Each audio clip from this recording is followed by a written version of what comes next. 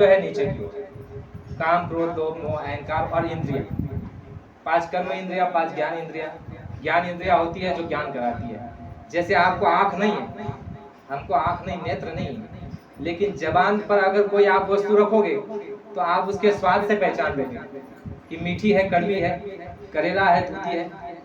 तो ये जो है, ये भी इंद्रिया जो है ज्ञान इंद्रियों में आता है। और 5 इंद्रिया कर्म इंद्रिया होती है।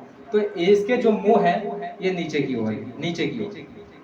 और इसमें जो श्रेष्ठ हमारी आत्मा है, जीवात्मा, उसका मुख ऊपर की ओर, वो नीचे रहना नहीं चाहती, लेकिन उसको बंदी बना करके, जैसे माता सीता जो है वो कभी रावण के बंदिश में रहना नहीं चाहती माता सीता, क्योंकि उसका तो चक्रवर्ती राजा उसके पति, और वो इतने बड़े देश की रानी है, वो क्यों रहना चाहे यहाँ पर रावण के वाटिका में, वो भी बंदी में।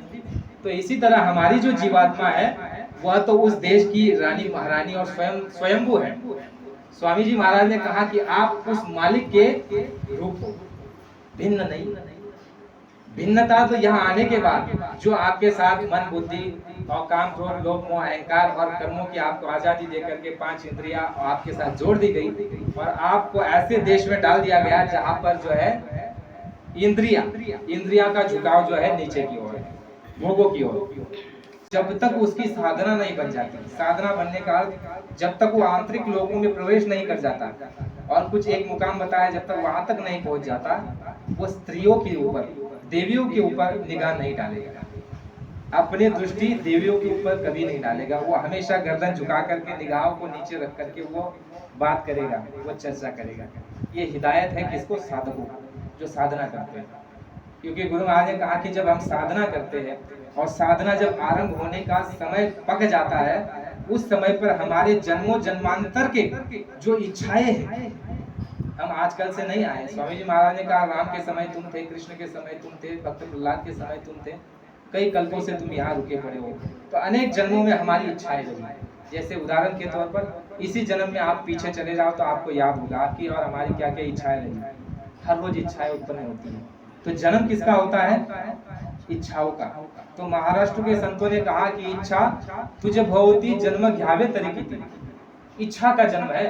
गुरु महाराज ने कहा कि इच्छा को समाप्त कर दो तो तुम्हारा जन्म मरण का द्वंद्व समाप्त हो जाए।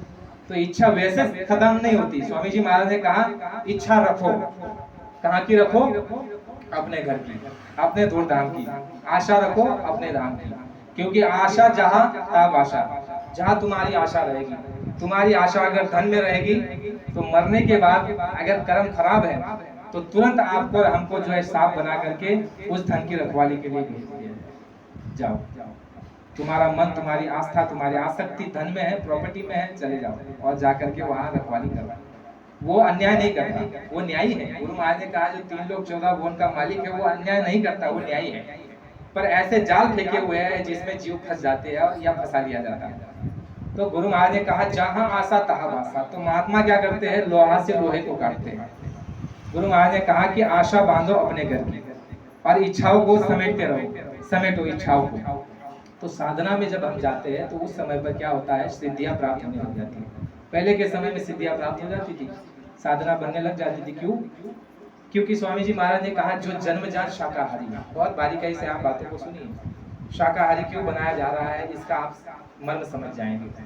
गुरु महाराज ने कहा कि जो जन्मजात शाकाहारी जीव है, यानी मनुष्य जो जन्म लेने के बाद से शाकाहारी ही भोजन किया है, उसको जब भी और जैसे ही ये नामदान और नाम दीक्षा मिलेगी, वो जिस दिन साधना पर बैठेगा उसको अनुभव होना शुरू हो जाएगा। क्योंकि जमीन, भूमि जो है वो पवित्र है, आपका तन जो है वो निर्मल है, शुद्ध है और साफ है। लेकिन जिस समय अगर मनुष्य या हमने पहले के समय में मांस मछली अंडा शराब खाया और पिया है, तो हमारी भूमि, हमारा पेट, हमारा शरीर क्या हो गया? अशुद्ध हो गया। और अशुद्ध वस्तु में जैसे बर्तन में दूध डाल दो तो वो फट जाएगा। तो इसी तरह हमने आपने नामदान लिया और नामदान लेकर के जब ध्यान भजन सुमिरन पर बैठे तो बहुत मेहनत अधिक करनी पड़ती है और उसके बाद कुछ अनुभव होना शुरू हो जाता है। लेकिन गुरु महाराज ने कहा कि उसके लिए भी महात्माओं ने तरीका रखा है। एक तरीका तो ये है कि आपने और हमने मांस मछली अंडा और शराब खाया और पिया है तो 7 वर्षों के भीतर में वो जो है आपका खून फिल्टर हो जाता है। जो खून में जो गंदगी चली गई, जो खून जो है कलिश खून बन गया मांसाहार से, वो 7 वर्षों तक आपको तकलीफ रहेगी और वो बीमारियां भी आएगी, आपको तकलीफ भी रहेगी, शरीर में गर्मी भी रहेगी, खाज और खुजली भी रहेगी, तो वो गंदे खून की वजह से। पर 7 वर्षों तक अगर आपने मांस मछली अंडा शराब नहीं खाया तो वो खून क्या हो जाएगा, वो फिल्टर हो जाएगा। ऐसी व्यवस्था और प्रक्रिया है अंदर इस मशीन के अंदर। और एक जो है तरीका बताया महापुरुषों ने कि नवरात्रि का जो उपवास आता है, नवरात्रि का जो व्रत आता है 9 दिनों का, उसमें अगर आप केवल नींबू पानी पिए, केवल नींबू पानी 9 दिनों के लिए, तो उस समय क्या होगा, पहले का जो खून होगा वो जल जाता है। आपको हमको मालूम नहीं पड़ेगा, लेकिन वो जल जाएगा, वो भस्म हो जाएगा और नया खून, और आपका शरीर जो है जैसे गाड़ी की ग्रीसिंग करते हैं, ऑयलिंग करते हैं, और उसके बाद गाड़ी कितनी जोर से तेज से दौड़ती है, इसी तरह इस शरीर की ग्रीसिंग और ऑयलिंग हो जाती है केवल नींबू पानी से। और फलहार करोगे तो उससे जो बीमारियां आ रही थी आपकी, जो बीमारियां दवा से ठीक नहीं हो रही थी, वो सत्संग मैंने डाला था यूट्यूब पर, वो मेरे पास पड़ा है। स्वामी जी महाराज ने कहा कि जो बीमारियां आपकी दवा खा करके भी नहीं जा रही, 2-4 साल से, 10 साल से, 5 साल से लगी हुई है, तो आप क्या करो, महीने में एक बार फलाहार करो, महीने में एक बार फलाहार करो, या फिर नींबू पानी पे रहो एक बार महीने में, या साल में 2 बार नवरात्रि का व्रत आता है, साल में दोनों समय का नवरात्रि का व्रत रखो नींबू पानी पर। तो क्या होगा, अब लोग सोचते हैं कि भाई नींबू पानी पर रहेंगे तो जिएंगे कैसे, मैं भी ये सोचता था पहले, पर ऐसा नहीं होता। नींबू पानी जब पीते हैं तो हमारे शरीर में जो है ऊर्जा उत्पन्न होती है, थोड़ी बहुत कमजोरी मालूम पड़ती है, वो भी 1-2 दिन, तीसरे दिन फिर थोड़ी ऊर्जा आने लग जाती है शरीर में, फिर ऐसा मालूम होने लग जाता है कि अन्न नहीं भी खाएंगे तो भी चलेगा। मतलब ऐसे शरीर के अंदर में हल्का ऊर्जा, और पूरे नींबू पानी से वो शरीर फिल्टर हो जाता है, और जो हमारी आंतों में जो सारी बीमारियां अटकी हुई है, जो चर्बी में कुछ आपत्तियां है, विपदा है, वो सारी की सारी उससे क्लियर हो जाती है। तो महात्माओं का जो कार्य होता है वो शरीर रक्षा, समाज रक्षा, घर रक्षा, देश रक्षा, दुनिया रक्षा, सबका हित एक ही बाण में जो है उनके सब निशान वो साधे जाते हैं। तो उस समय पर जो है जो साधना हमारे प्रेमियों की बन जाती थी, तो ये समय हमको देखने को मिला, सुनने को मिला कि प्रेमियों जो होते हैं कई बार आवेश में आकर कह देते थे कि जाओ तुम्हारा ये हो जाए, तो उसी समय उसका वो होता था। उस समय पर प्रेमियों को, कप्तानधारियों को वाचा शक्ति देनी थी कि जाओ तुमको मैं वाचा शक्ति देता हूँ, इसका दुरुपयोग मत करना, तुम जो कहोगे वो हो जाएगा। तो उस समय पर ये देखने को मिला जो कप्तानधारी लिखे पढ़े नहीं थे, वो अंग्रेजी में जो है सत्संग देते थे, अंग्रेजी में, साउथ तरफ जो है हिंदी नहीं चलती, तो वहाँ कप्तानधारी अंग्रेजी में बोलते थे, इतना विलक्षण।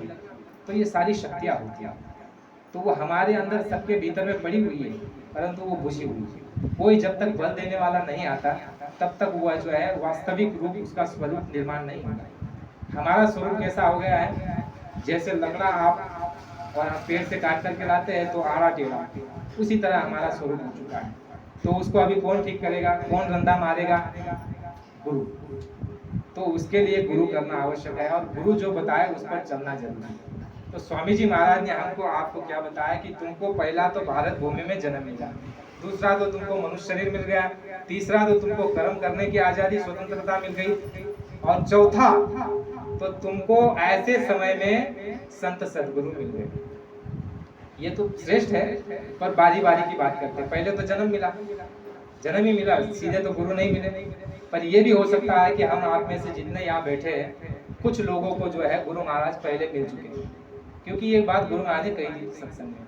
गुरु महाराज ने कहा था कि बच्चा, संगत में ऐसे जीव पड़े हैं जो गरीबी रेखा के नीचे, और ये वही जीव है पहले के जन्म में इनको बहुत समझाया गया, और ये धनीमानी थे, ये जीव धनीमानी थे और इनको बहुत समझाया गया।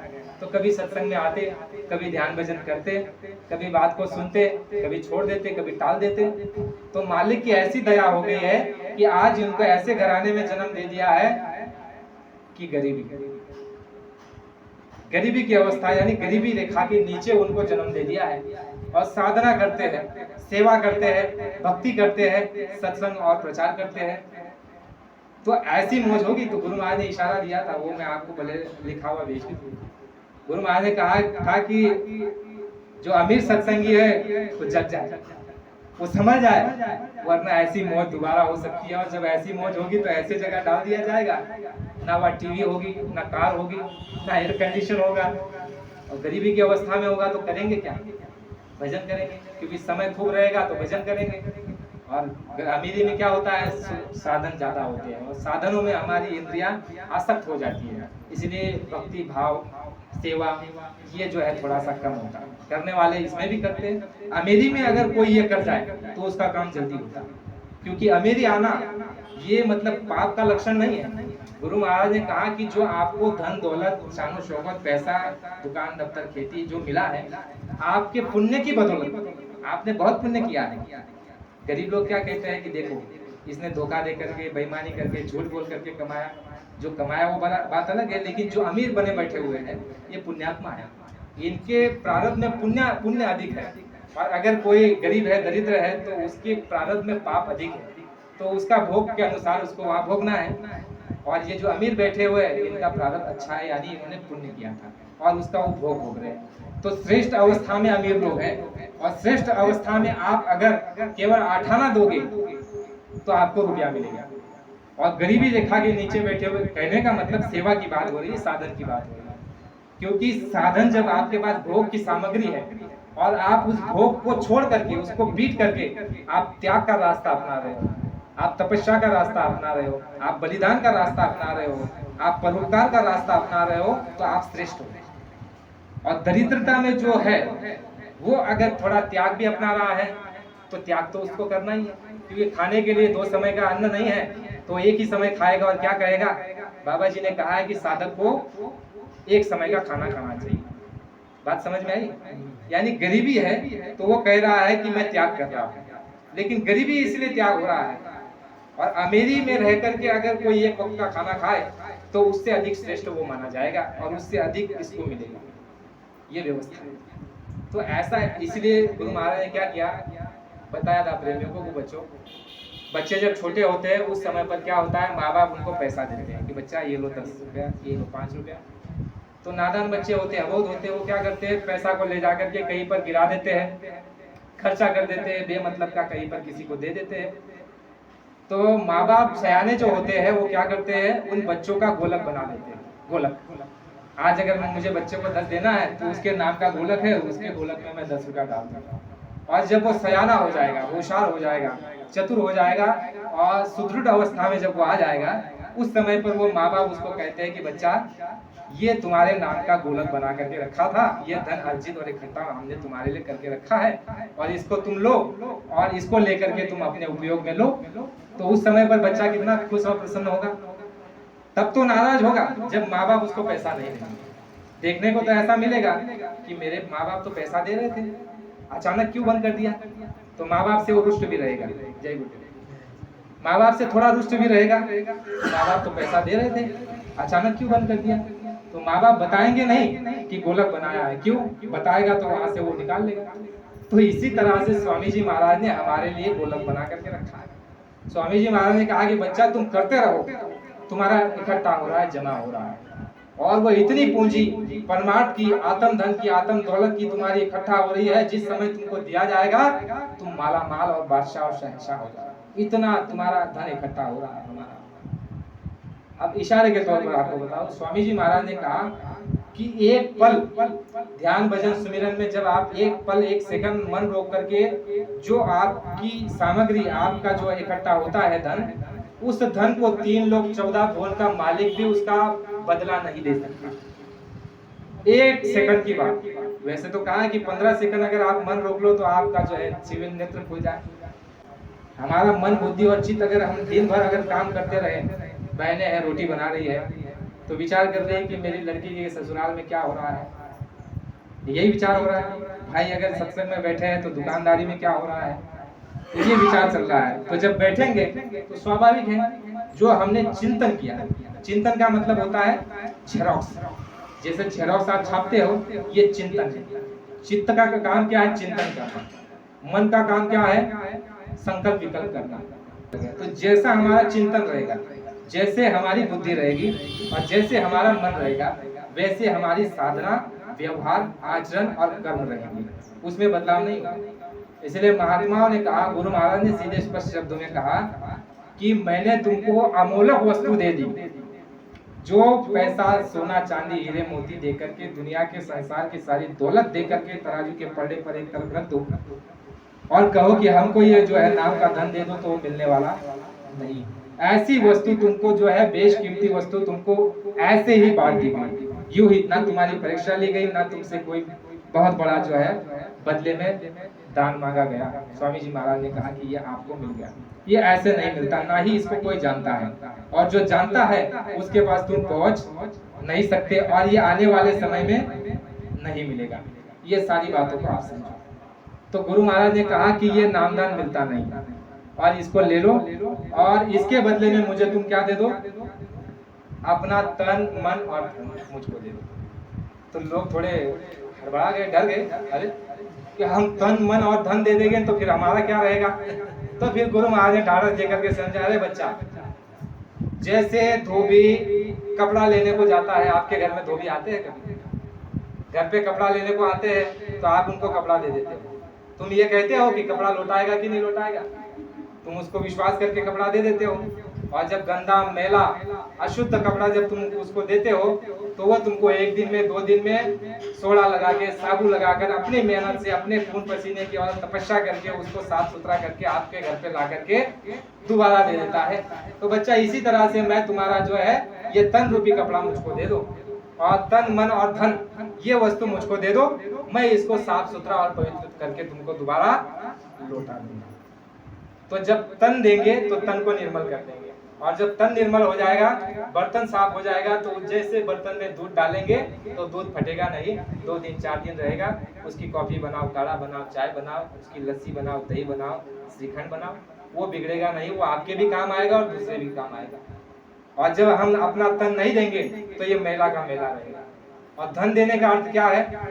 स्वामी जी महाराज ने कहा कि महात्मा शोधन करते हैं। शोधन का मतलब होता है, जैसे गुरु महाराज ने कहा, पहले का नियम है, पहले ये नियम होता था कि लोग जो है गौदान करते थे। गौदान इसलिए करते थे कि जो थोड़ा पाप होता था वो कट जाता था, उसका ये शास्त्र का विधान, गौदान। फिर उसके बाद एक और नियम बनाया, भूदान। भूदान यानी जमीन को दान। जैसे आपके कुछ गुरु भाइयों ने कई जमीन दान की होगी आश्रम के लिए, या फिर कुछ चंदा रुपया सेवा दिया होगा, तो ये शास्त्रों का विधान है कि भूदान भी किया जाता है। एक होता है स्वर्णदान, आपने स्वर्णदान किया होगा। स्वामी जी महाराज ने जब मंदिर का काम करा है, उस समय प्रेमियों को आदेश दिया था कि बच्चों, इस मंदिर में जो दादा गुरु का एक विलक्षण मंदिर बनने जा रहा है, जो विश्व के भीतर कहीं नहीं है, ऐसा अजूबा, इसको देखने के लिए लोग हेलीकॉप्टर में आएंगे और ऐसी भीड़ लगेगी, लोग अपने दांतों तले उंगली दबाएंगे। ऐसा ये विलक्षण मंदिर जहाँ जागृत देवता बैठा है, अपनी एक बुराई को चढ़ा करके एक मनोकामना पूर्ण कर लो, ऐसे मंदिर का गुंबज बनने जा रहा है, उसके ऊपर स्वर्ण की आवश्यकता पड़ेगी, आप स्वर्ण दान दो।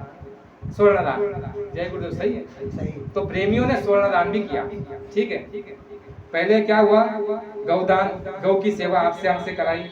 भूदान, आश्रमों के लिए जहाँ सेवा होती थी वहां पर सेवा हमसे ली, या फिर किसी प्रेमियों से कहा कि आप अपनी जमीन दे करके वहाँ आश्रम बनाओ। स्वर्णदान भी हो गया।